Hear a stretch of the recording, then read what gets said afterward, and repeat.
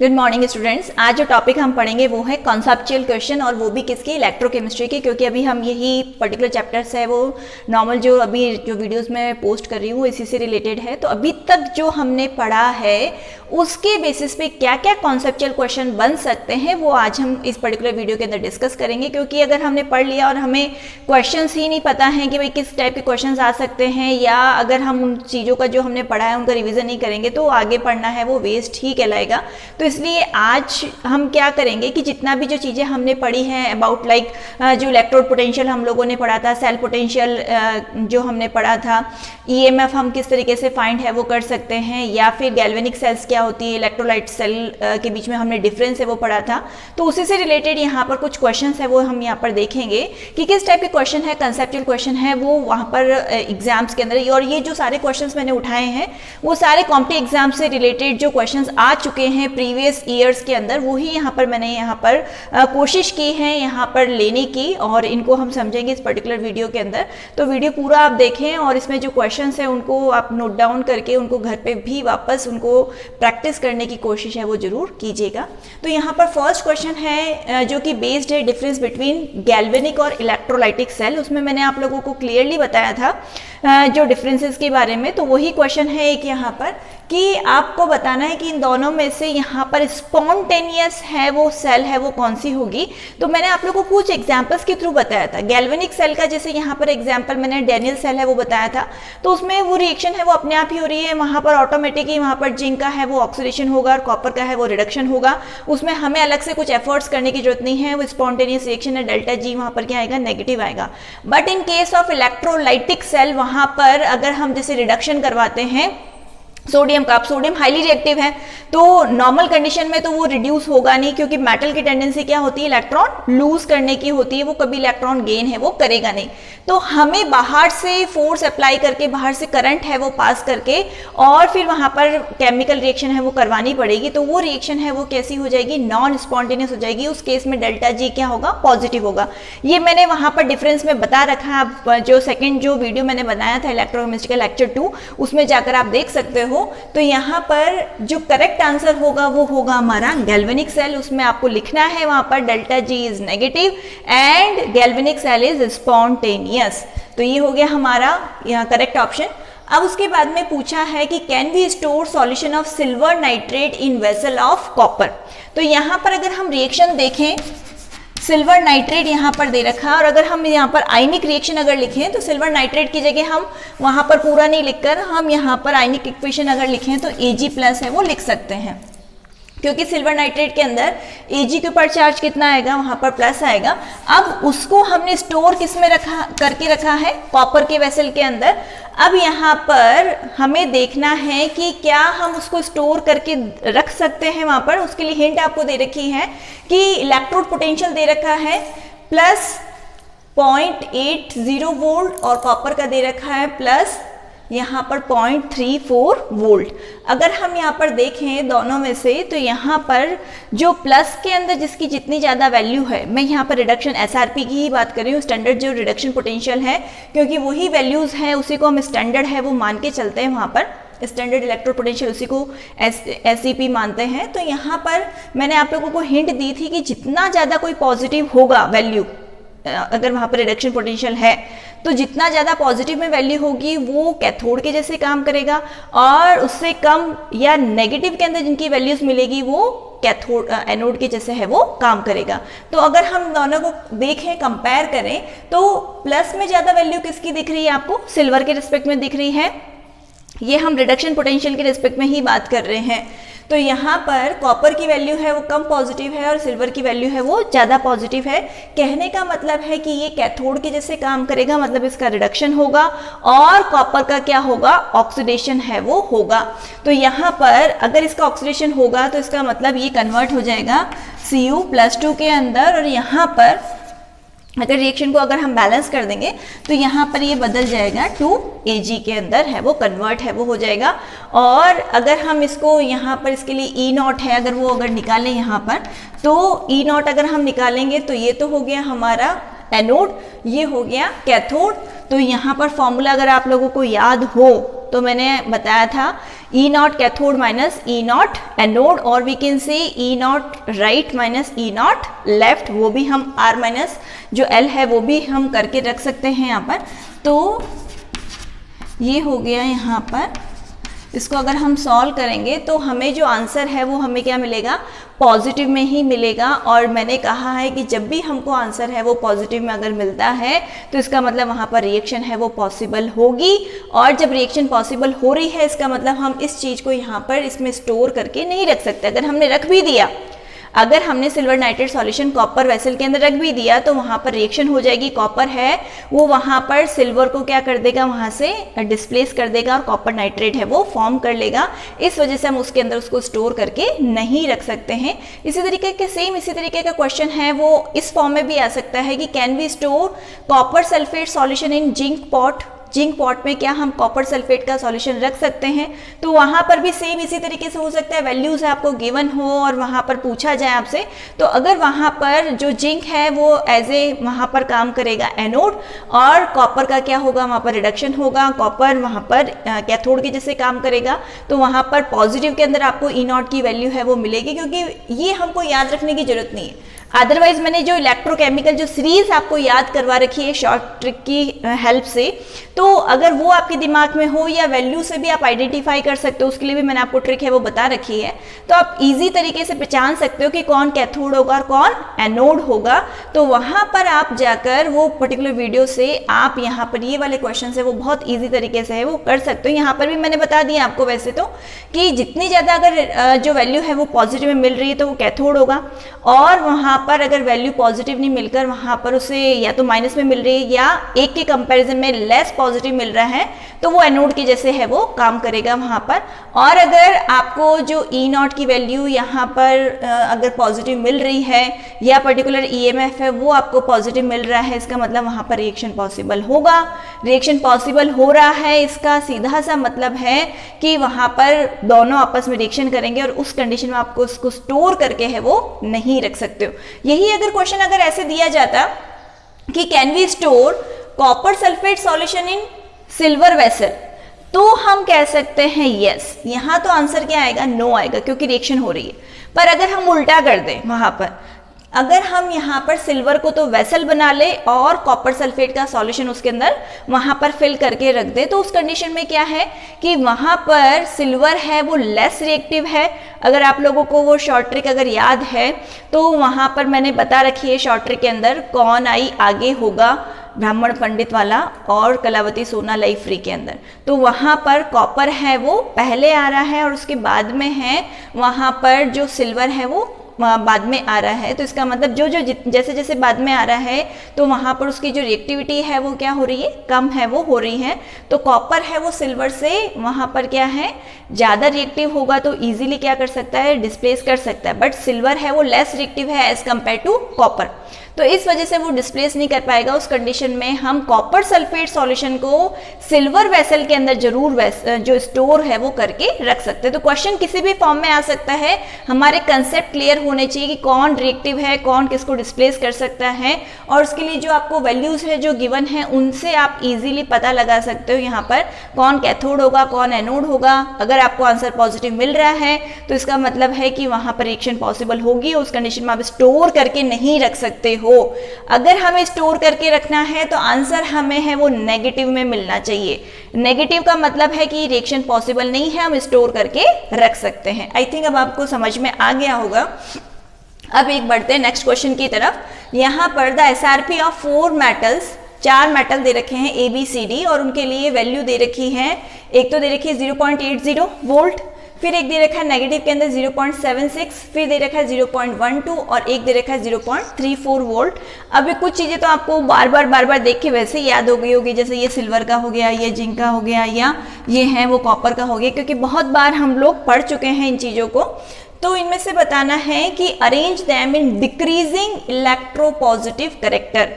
Electropositive character ये मैंने अभी रिसेंटली जो 10th 11th के बच्चों के लिए मैं वीडियो बना रही थी उसमें इलेक्ट्रोपॉजिटिव कैरेक्टर क्या होता है बहुत अच्छे से मैंने बताया। इलेक्ट्रोपॉजिटिव का मतलब है टेंडेंसी टू लूज इलेक्ट्रॉन, जितना फास्ट वो इलेक्ट्रॉन लूज कर पाएंगे उतना ज़्यादा इलेक्ट्रोपॉजिटिव कैरेक्टर हाई होगा।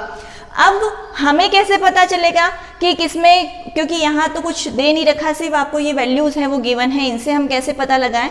तो बहुत इजी तरीके से आप पता लगा सकते हो। यहाँ पर आपको बस वो ही देखना है कि जितना ज़्यादा वैल्यू नेगेटिव में आपको मिल रहा है उतना वो स्ट्रॉन्ग रिड्यूसिंग एजेंट होगा। स्ट्रॉन्ग रिड्यूसिंग एजेंट मतलब जो दूसरों को रिड्यूस करेगा और खुद क्या होगा, ऑक्सीडाइजिंग। और ऑक्सीडाइज का मतलब होता है ऑयल, ऑयल का मतलब oxidation is loss of electron. तो ये तो मैंने बहुत बार आपको याद कराया, oxidation is loss of electron. जितना ज्यादा नेगेटिव में वैल्यू उतना स्ट्रॉन्ग रिड्यूसिंग एजेंट। अब नेगेटिव में तो ये दिख रहा है हमको, तो यहाँ पर अगर हम सीक्वेंस लिखेंगे तो सबसे पहले कौन आएगा, यहाँ पर बी आ जाएगा। सबसे यहाँ पर जो इलेक्ट्रोपॉजिटिव कैरेक्टर सबसे ज्यादा जो होगा वो होगा बी में। अब जो बाकी प्लस वाले बचे हुए हैं तो उसमें जो लेस पॉजिटिव है वो हम पहले लिखेंगे। इसका मतलब वो मतलब इन बाकी सबसे क्या है कि जल्दी इलेक्ट्रॉन है वो लूज कर पाएंगे, तो इन सबसे बाद में आ जाएगा ये सी, क्योंकि इसका 0.12 ही है प्लस के अंदर। फिर आएगा यहाँ पर डी और सबसे लास्ट में क्या आएगा, बी, मतलब जो सिल्वर है। और वैसे भी हमें पता है कि जो सिल्वर या गोल्ड प्लेटिनम है ये क्या होते हैं, वैसे भी बहुत इनर्ट होते हैं, इतनी जल्दी रिएक्शन है वो नहीं करते हैं, तो रिएक्शन ही नहीं कर रहे हैं, इलेक्ट्रॉन भी लूज नहीं कर पाएंगे जल्दी से, तो ये यहाँ पर क्या आएंगे, लास्ट में है वो आएगा। तो इस तरीके से हमने सीक्वेंस लिख दिया। बी सबसे ज़्यादा इलेक्ट्रोपॉजिटिव होगा, मतलब फटाफट इलेक्ट्रॉन लूज करेगा, फिर बाद में सी, उसके बाद में डी और सबसे लास्ट में कौन आएगा, बी है वो आएगा। फिर नेक्स्ट क्वेश्चन दे रखा है आपको ई नॉट वैल्यूज दे रखी है ए और बी की, और हमको बताना है कि भाई ए और बी में से यहाँ पर आयरन की कोटिंग के लिए, और आयरन का इलेक्ट्रोड पोटेंशियल दे रखा है -0.44 वोल्ट, उसको कोरोजन से हमें प्रिवेंट करना है। तो इसमें से हमें ए यूज करना है या बी यूज करना है, और इनके लिए ई नॉट की वैल्यूज है वो आपको दे रखी है। यहाँ पर ए के लिए दे रखा है -2.37 और बी दे रखा है यहाँ पर -0.14 वोल्ट है वो क्वेश्चन के अंदर गिवन है। तो सबसे पहले थोड़ा बहुत हम जान लेते हैं। कोरोजन मतलब वहाँ पर आयरन है, आयरन का कोई आर्टिकल है। अब आयरन की टेंडेंसी होती है कि जैसे ही वो एटमॉस्फेरिक एयर और मॉइस्चर के कांटेक्ट में आता है वो ऑक्सीडाइज हो जाता है, ठीक है, और हाइड्रेटेड फेरिक ऑक्साइड बना लेता है। हम नहीं चाहते कि वो ऑक्सीडाइज हो, रस्टिंग हो, उसके ऊपर जो रेड ब्राउन कलर की लेयर आ जाती है, जिसकी वजह से वहाँ पर क्या होगा कि उसका वेट तो है वो यहाँ पर इंक्रीज हो जाएगा, बट वहाँ पर उसके ऊपर रेड ब्राउन कलर की लेयरिंग आती जाएगी, जिसकी वजह से वो खराब है वो होता चला जाएगा। हम नहीं चाहते वो आर्टिकल खराब हो, तो हम क्या करते हैं कि एक पर्टिकुलर ऐसे मेटल की कोटिंग कर देते हैं जो उससे ज़्यादा क्या हो, वहाँ पर ज़्यादा रिएक्टिव हो। इससे ज़्यादा रिएक्टिव का मतलब है कि वहाँ पर उससे ज़्यादा रिएक्टिव से मेरा मतलब है कि जिसका ई नॉट का वैल्यू उससे ज़्यादा हो, क्योंकि अगर वहाँ पर अगर हम कुछ ऐसा सब्सटेंस है जिसकी लेयरिंग हम कर देते हैं जिसकी वैल्यू उससे ज़्यादा हो, नेगेटिव के अंदर हो, तो वहाँ पर क्या होगा कि इन केस अगर वहाँ पर उसकी कहीं से लेयरिंग हट भी गई तो भी उस केस के अंदर वहाँ पर कैथोड के जैसे काम कौन करेगा, आयरन करेगा, मतलब उसका रिडक्शन ही होगा, और वहाँ पर जो ऑक्सीडेशन होगा वो किसका होगा, एनोड के जैसे। एक स्मॉल सर्किट है वो बन जाता है जिसके अंदर जो जितना ज़्यादा नेगेटिव होगा उसका हमेशा क्या होता है, ऑक्सीडेशन होता है। और हमें आयरन को ऑक्सीडेशन से बचाना है। ऑक्सीडेशन क्योंकि उसमें अगर ऑक्सीजन जुड़ेगा तो ऑब्वियस सी बात है कि उसका ऑक्सीडेशन होगा और वो हाइड्रेटेड वहाँ पर फेरिक ऑक्साइड बनाएगा। हम नहीं चाहते कि उसका ऑक्सीडेशन हो, ठीक है, हम चाहते हैं कि उसका रिडक्शन हो। तो रिडक्शन के लिए तो हमें क्या चाहिए, कोई ऐसा मेटल हमें लेना पड़ेगा जिसका वैल्यू क्या हो, उससे ज़्यादा नेगेटिव हो, ठीक है। तो जितना ज़्यादा वैल्यू नेगेटिव होगा वो एनोड के जैसे काम करेगा। ये तो मैं बहुत बार लेक्चर में बोल चुकी हूँ आप लोगों को, जितना ज़्यादा वैल्यू नेगेटिव वो एनोड के जैसे काम करेगा, और जो पॉजिटिव में होगा या उससे कम होगा तो वो कैथोड के जैसे है वो काम करेगा। तो बहुत सिंपल कॉन्सेप्ट है, यही हमको लगाना है। तो ए और बी हमको दे रखे। अब हमें देखना है कि भाई इसकी वैल्यू है वो -0.44 वोल्ट है। अब इससे ज़्यादा नेगेटिव में ये होगा, क्योंकि ये है -2.37 वोल्ट और ये है -0.14 वोल्ट। तो ज़्यादा नेगेटिव कौन हुआ, ये हुआ। तो इस केस में हमारा करेक्ट आंसर क्या हो जाएगा, यहाँ पर ए है वो हो जाएगा। हमें ए मेटल है वो उसकी कोटिंग है वो करवानी चाहिए आयरन के ऊपर। क्यों करवानी चाहिए, because it is strong reducing agent as compare to iron. बस इतनी सी लाइन लिखनी है कि ये स्ट्रॉन्ग रिड्यूसिंग एजेंट है एज कंपेयर टू आयरन। तो अगर इन केस वहां पर कोटिंग हट भी गई आयरन की कहीं से भी, तो भी उस कंडीशन में आयरन का ऑक्सीडेशन नहीं होगा, क्योंकि जो स्मॉल सर्किट वहाँ पर फॉर्म हुआ है तो वहाँ पर जिसका वैल्यू जितना ज़्यादा नेगेटिव होता है वो एनोड के जैसे ही काम करता है, ऑक्सीडेशन उसी का होता है, और कैथोड जो होगा वो होगा वहाँ पर आयरन। मतलब आयरन है वो सेफ रहेगा अगर कोटिंग हट भी गई तो। ये क्वेश्चन पता है एग्जाम के अंदर इस फॉर्म में भी एक बार आ चुका है कि हमें आयरन के ऊपर जिंक की कोटिंग करवानी चाहिए या टिन की कोटिंग है वो करवानी चाहिए। तो ये क्वेश्चन इस फॉर्म, मतलब जो अभी मैं बता रही हूँ ना, ये वाला क्वेश्चन इस फॉर्म में भी आ चुका है। टिनिंग इज बेटर और गैल्वेनाइजेशन इज बेटर। तो वहां पर करेक्ट आंसर क्या होगा, वहां पर गैल्वेनाइजेशन होगा। गैल्वेनाइजेशन का मतलब होता है कोटिंग ऑफ जिंक, क्योंकि जिंक की जो वैल्यू होती है, अभी यहाँ पर अभी नहीं लिखी हुई पर ये एग्जैक्ट आपको बता नहीं रखा, बाकी जो वैल्यू होती है ई नॉट की वो होती है -0.76। और वही अगर जैसे मैंने जो आपको शॉर्ट ट्रिक बताई थी, तो उसमें अगर आपको थोड़ा बहुत याद हो तो कोई नीचे सुनो प्रभात है, तो वहां पर क्या हो रहा है, टिन है वो आयरन से कहाँ आ रहा है, नीचे आ रहा है।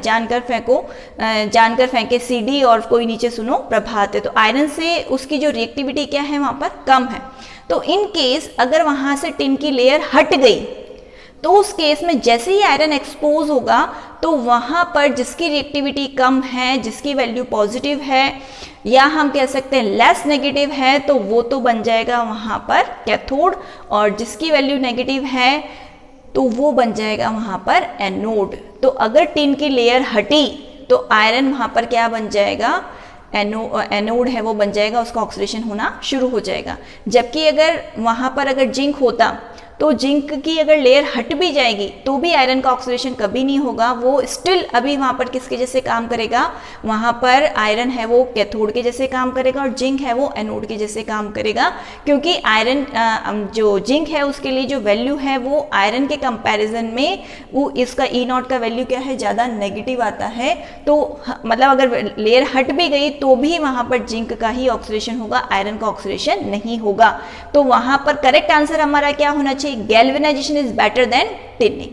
तो ये क्वेश्चन किसी भी फॉर्म में घुमा फिरा कर आ सकता है, तो हमें पता होना चाहिए, कॉन्सेप्ट हमारे क्लियर रहने चाहिए कि ई नॉट की वैल्यू जितनी ज्यादा होगी वहां पर नेगेटिव के अंदर, उतना वो स्ट्रॉन्ग वहां पर रिड्यूसिंग एजेंट के जैसे है वो काम करेगा। तो ये थे हमारे कुछ क्वेश्चन, इसमें से एक क्वेश्चन और हम ले लेते हैं। यहाँ पर हम देख लेते हैं, एक अननोन मेटल M है वो क्या करता है, डिस्प्लेस करता है निकल फ्रॉम निकल chloride solution, but it does not displace manganese from manganese chloride solution. वो उसको मैंगनीज को है डिस्प्लेस नहीं कर पाता। तो आपको वहां पर अरेंज करना है मेटल M, निकल and manganese in correct order of reducing power.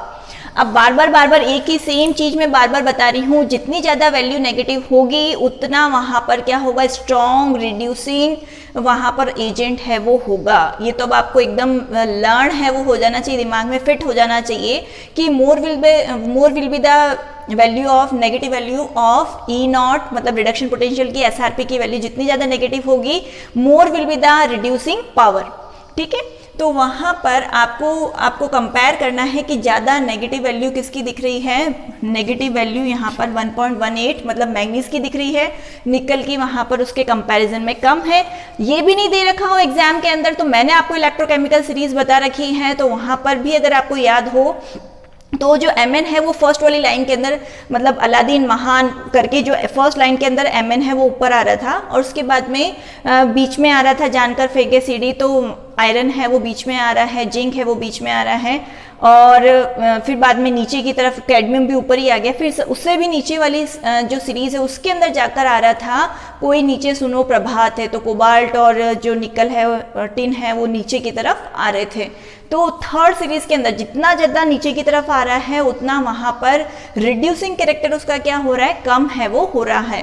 तो Mn तो सबसे ऊपर ही आ गया, फर्स्ट रो के अंदर ही आ गया, तो इसका मतलब Mn है वो वहां पर स्ट्रॉन्ग, Mn तो वहां पर सबसे ऊपर वाली सीरीज के अंदर ही आ गया। तो यहाँ पर अब जो मेटल और अगर हम निकल का कंपैरिजन करें यहाँ पर, तो Mn as it is more reactive, तो वो तो सबसे ऊपर आ रहा था रिएक्टिविटी सीरीज के अंदर भी, इलेक्ट्रोकेमिकल सीरीज के अंदर भी, तो वो सबसे ज्यादा रिएक्टिव है। फिर मेटल आएगा और उसके बाद में सबसे लास्ट में कौन आएगा, निकल है वो आएगा, क्योंकि जो पर्टिकुलर जो मेटल M दे रखा था यहाँ पर वो निकल को डिस्प्लेस है वो नहीं कर पा रहा था, मतलब निकल को डिस्प्लेस कर पा रहा था पर मैंगनीज को है वो नहीं कर पा रहा था। तो इस वजह से यहाँ पर इसकी जो प्लेसमेंट है हमने कहाँ रखनी है, बीच में रखनी है, दोनों के बीच में, क्योंकि वो Mn से तो होगा लेस रिएक्टिव और निकल से होगा मोर रिएक्टिव। तो इस तरीके से हमने पर्टिकुलर यहाँ पर सीक्वेंस है वो बना लिया। अब एक क्वेश्चन है वो आपको खुद यहाँ पर करना है।